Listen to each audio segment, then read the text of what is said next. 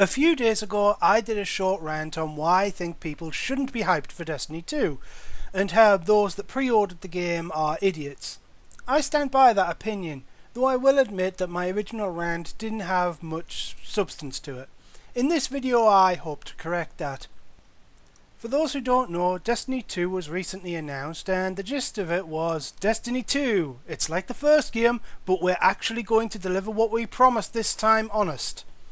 Then they announced a £220 pre-order bundle that people seem to have ordered. At least the retail chain Game claims to have sold out, though how you can sell out of a pre-order I don't know. Anyway, anyone who paid £220 for Destiny 2 is a fool, and I hope this video will explain why. First, let me say right up front that my reasons for thinking the Destiny 2 fanboys are dumb aren't for the reasons that I've seen most people hate the game. I'm fine with the game starting you off with a fresh character. The reason being that the old character would have been way overpowered for the majority of the content. The alternative would be to make the old gear completely obsolete and reset your level, in which case, why import your character at all? The game is 30 FPS on console. Fine. The original was that, if I remember right. Same with the multiplayer being peer-to-peer instead of dedicated servers. No new classes? Well, I can see why people are disappointed. Saying that it needs to stick to the lore seems to be a bit iffy, as they could just say a new class simply appeared. But given how the actual gameplay of those classes is decided more by the subclasses, which are being changed, it's not a big deal to me. I'm not concerned with the Grimoire being replaced with in-game story and lore. Let's be honest, the Grimoire only really existed because they ripped the story out of Destiny at the last minute, so they just threw what they had on a website. Yeah, it sucks for those YouTubers whose entire career was reading those cards, but to me, that's like demanding that cars have horseshoes in order to keep blacksmiths in business. I think I should also mention that I actually liked Destiny 1. I got the PS3 version, which came with all the DLC, for £10. For that price it was good. But even then, the game felt incomplete. This was actually a theme in the negative comments of the original rant, that I was somehow mad for not getting the DLC. Honestly, not really. Like I said, for £10 for the complete PS3 release, I know the PS3 didn't get the final DLC pack, but I doubt I'm missing much, and I really doubt that it fixes or makes up for all the issues with the base game. Hell, I'll likely get Destiny 2 at some point, if it's good or I can get it at a good price. So if I enjoyed Destiny 1 and I don't agree with or really care about most of the common criticisms of the game, why do I think Destiny 2 fanboys are idiots? Well, it comes down to one word: pre-orders. To explain this, we have to go back to Destiny 1. Destiny 1 has been in development in some form for about 5 years, having been referenced in Halo ODST. About 4 years into a 5-year schedule, the studio showed a supercut to the executives. What a supercut is varies depending on who you ask, but from what I hear, it's some kind of extended demo of the game. The executives weren't happy with what they saw and demanded changes.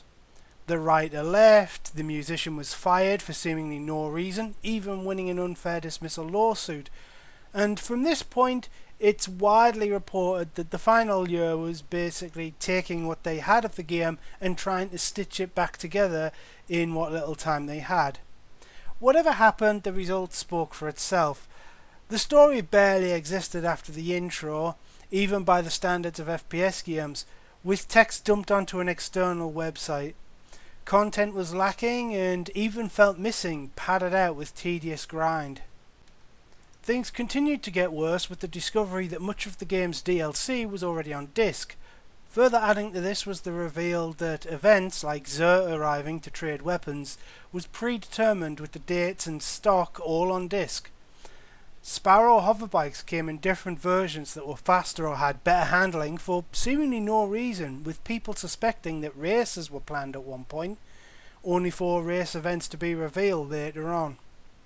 quests were tied to cans of energy drink, microtransactions in the form of dance emotes. Things shown in the trailers never made it into the full game, ranging from little things like gambling and trading to entire regions like Saturn, the swamps of old Chicago, and the European Dead Zone. Hell, they even showed a playable forest area that, as far as I know, never made it into the game or its DLCs. At every turn it became clear someone at Activision or Bungie killed the game, chopped it up into pieces, and tried to sell those pieces of the game at full price. And now, for the low price of £220, you can do it all over again. Hell, given the similarity of the first game and the sequel, I wouldn't be surprised if some of the stuff was still reused leftovers from the first game, which brings me to another point. The first game was in development in some shape or form for 5 years, and yet they still couldn't get the game done. And for some reason we're expected to believe they have made a game that far surpasses it in every way in only 3 years. Now I know, they can reuse assets and are more used to working with the tools. But it could be argued that that just means we're dealing with more Destiny 1 leftovers.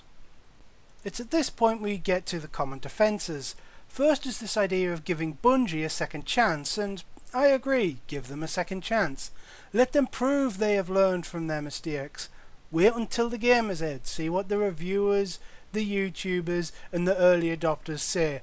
But don't pre-order the game. If you do, you're just asking for Activision to sell you whatever scraps of Destiny 1 are left and then sell you the rest of Destiny 2 as DLC. Oh, but they're adding matchmaking to the raid. Yes, they are. Something that was widely complained about in the first game, and to be honest, there was no real reason for them to leave it out of the first game. I get what they were going for. They didn't want randoms ruining a good raid, but even so, citing this as your reason to put down more than £200 on a pre-order, I'm just not seeing it. The same goes for story. They promised a story in the last game and ripped it out and left a vague mess of a plot. Saying they have a story now after they promised one originally and failed to deliver it is a bit of a slap in the face to those who paid full price for the first game. And no, saying you know that the game has content this time because they showed a lot of it in the trailers and demos is not convincing, because all of that stuff was shown in the trailers and demos last time only to be either cut or revealed to be a large chunk of the game's content. So yes, if you can look past all those bad business practices, the lack of content, the broken promises, and still hand them the cost of a brand new console in the hope that they will keep their word this time, then you deserve to be called stupid. Let others be the metaphorical canary in the coal mine.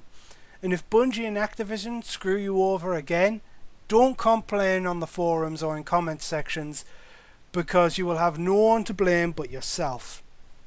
Thanks for watching. Bye.